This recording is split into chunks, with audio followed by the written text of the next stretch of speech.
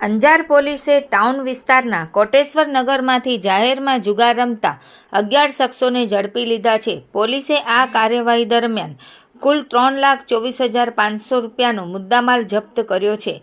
Anjar police સ્ટેશનના police inspector AR ગોહિલે prohibition અને જુગારની બદી નાબૂદ કરવા માટે પોલીસ સ્ટાફને સૂચના આપી હતી. પેટ્રોલિંગ દરમિયાન મળેલ બાતમીના આધારે પોલીસે કોટેશ્વર નગરમાં રેડ કરી હતી, જ્યાં આરોપીઓ જાહેરમાં રૂપિયાની હારજીતનો ગંજીપાના વડે જુગાર રમી રહ્યા હતા.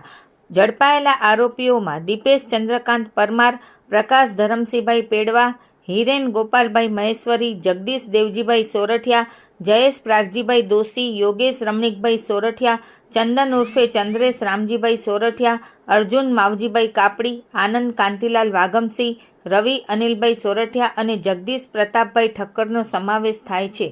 પોલીસે આરોપીઓ પાસેથી 51,500 રૂપિયા રોકડા, 93,000ની કિંમતના 10 મોબાઈલ, 6 ટુ વ્હીલર અને 1 ફોર વ્હીલર, 1,80,000ની કિંમતના તેમજ 2 ગંજીપાનાની જોડી જપ્ત કરી છે.